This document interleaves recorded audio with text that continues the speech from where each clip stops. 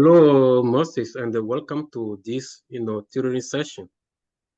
How are you today? Hi, good afternoon. Yes, very good. Hi, good afternoon, Mr. Boso, and good afternoon, watcher Yeah, from the channel. I'm a current student of Mr. Boso and his tutoring session. So he's gonna teach me a lot about this certain topic that where it's gonna be the following and helps me to solve it to get a better results on my test exams or whatever kind of test that I'm gonna take. great. So we want to simplify, these square root questions. They say to simplify square root of a 27. So the first thing you have to know is that every time they give you square root question, right, you have to remember perfect squares. When they say perfect squares, okay, I can list some of them for you. 1 is a perfect square. 4 is Yes. a perfect square. So do you know the next perfect square after 4? Yes. The Uh-huh. perfect square of 4 Mm-mm. is Then the next perfect square after 4. 1 is a perfect square. 4 is a perfect square. What is the next perfect square after 4? 8. It's not 8. Okay, the thing is this. To form the perfect squares, we use counting numbers. If I take a 1, okay, and I do Yeah. 1 multiplied by 1, that gives me 1. And the 1 is a perfect square. If I take a 2, 2 multiplied by 2 is 4. So 4 is a perfect square. If I take a 3, 3 multiplied by 3 is 9. 9. And the 9 is a perfect square. So the next perfect square after 4 is 9. Now, what is going to be the next perfect square after 9?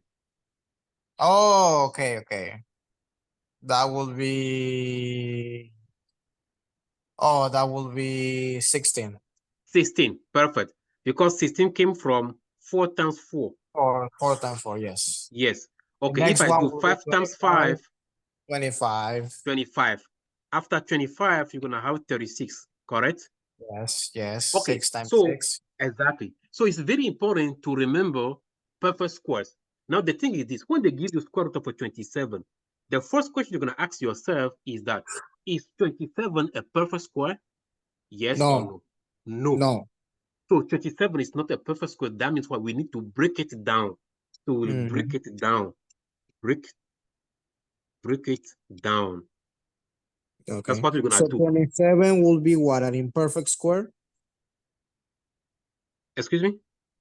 The name, like, how do you call the imperfect square? Is an imperfect square? Like 27 is No, an if it's not a perfect square, that means it's a whole number. Yeah, it's not a perfect square, it's not a prime number, but it's a whole number. So that is another thing we can, revise quick. So when they say prime number, because you can ask me what that means, prime number. Okay, prime numbers, the first prime number is prime numbers. The first prime number is 2. After yeah. 2, we have a 3. 5, After 3. 3, we have a 5. So prime number is that number, okay? You can only divide it by 1 and itself. That's it. Yes. Okay, so after 5, we have a 7. Okay, what is going to Mm-hmm. be the next prime number after 7? That's gonna be 9 or If you say 11. 9, we can divide 9 by 11. 3, but it's not what we are looking for. It has to be Oh, divided by 11, itself 11, or 1. Huh? 11, 11, 11, 11. perfect. Is that 11? The next one will be 13, and so on. Yeah. Okay. But Yes. 27 is not a prime number. 27 is not a perfect square. We could just call it a whole number. Okay. Okay. So when the number is not a prime number, is not a perfect square, what we need to do is to break it down. So that's what we're going to do. We take an 8, we say square root of a 27, I make this 2 radical. Okay. Yes. So the thing is this. We're going to try to find two numbers, right? When we Yeah. multiply the two numbers, we get a 27. But from the Yeah. two numbers, okay, we'll try to see if one can be a perfect square. Do you know any two Okay. numbers we can multiply to get 27 such that from the two numbers, one is a perfect square? One is a perfect word. Yes. And What? number 9. Okay, so 9 and the what? And the 3. Yes. So 9 times 3 give you 27, but 9 is a perfect square. Now, every time Yes. you have a perfect square, inside the square root, that will Mm-hmm. turn to a regular number. will turn to a regular number. So square root of 9 means what number multiplied by itself give you 9? 3. What number multiplied by itself give you 9? Oh, what number multiplied by itself give me 9? Yes. Oh, 9, right? What number you multiply by the same number give you 9? Oh, 3, of course. It's 3. So square root of 9 is regular 3. Yes. And now you keep the square root of 3. So the answer to this question is just 3 square root of 3. Okay. Let me explain again. They ask you to find square root of 27. Yes. Okay, the thing is to simplify. So is 27 a perfect square? The answer is no. So because it's not a perfect square, you need to break it down. And the break it down is what I make as these 2 square root. Then from the 2 square root, we try to find 2 numbers such that the multiplication of the 2 numbers give you 27. Okay. Yes. And you have to make sure that if you see you give the 2 numbers, one has to be a perfect square. So that will help you to simplify the expression. And the 9 and 3 give you 27 if you multiply, and the square root of 9 is 3. So the answer to this question is 3 square root of 3. So far, so good? Yes, I can also say when I have to simplify an imperfect square, like the root of an imperfect square, there's always root of a number which is not a perfect square, yes. There's always have to be, when you break it down, a perfect square. Yes. Yes, one number will be a perfect square number, which will help you, to break it down, to simplify. Okay, now let's see what's going to happen for the next number. Square root of 57. Square root of 57. So this is a tricky question now. So B, again, we want to simplify square root of 57. Yes. Okay, my question again to you is this. Can we say that 57 is a perfect square? No. No, 57 is not a perfect square because there is no number I can multiply by itself to get 57. Okay, now the thing is this. Can we break it down, the 57? I know that if I do 1 multiplied by 57, I get 57. Yes, we know. Okay, can we find 2 multiplied by a number which is 57? No. What about 3? Can we find 3 multiplied by a number which is 57? Yes. 3 multiplied by what? 19. 19. That give you 57. Can we find 4 multiplied by a number give you 57? No. By 5, no. Okay, so that means the only possibility we have here is that the 3 and the 19. We forget about the 1 and the 57 because 157 doesn't help. So the only possibility we have is 3 and the 19. And the 19 is a prime number. 3 also is a prime number. So let's clarify that. So 3 is a prime number, 19 is a prime number. That means what? Every time you have a prime number, you cannot, simplify. You cannot. So the 3 you cannot simplify, the 19 you cannot simplify. So the answer stays the same as square root of 57. Nothing to do with this. Okay. So we cannot break it down. You have to stay the same square root of 57. Yeah. Okay, so the reason why is that is because there's 2 prime numbers that cannot be. Exactly. Yeah, we have 2 prime numbers. Okay. 2 prime numbers. So nothing to do with that. Yeah. Yes. Yeah. When you have a prime number, if you have a 1 prime number, there is no way to simplify. If you have a multiplication between 2 prime numbers, same thing, you cannot simplify. So it has to be the same answer. Okay. Now, so every time that there's 2 prime numbers, we cannot simplify. It's not possible. We cannot simplify. Now, let's give you something different. Okay, so multiply square root of 57 Yes. Times mm, root 19. okay, yeah, times square root of 19.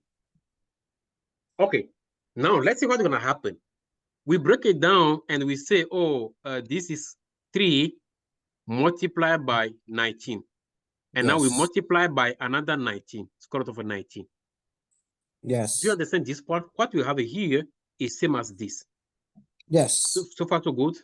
Okay, Yes. now every time you have a square root of a number, multiplied by the square root of the same number, that becomes regular number. Okay. So this becomes regular 19 without a square root. Okay. So now you have this square root of a 3 multiplied by 19 without a square root. And the answer is 19 square root of a 3. Okay. So we put the regular number in front, And and we this have the and the square root of root. the other one. Yes. So far, so good. Yes.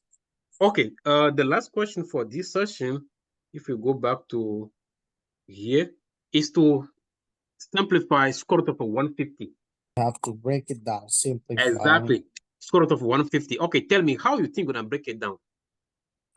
We Okay, the have thing to is this, you can break find. it down using many steps. If you don't know the perfect square, you can go step by step. You know, you break it down again, you break it down again until you get your final answer. But first of all, let's do this.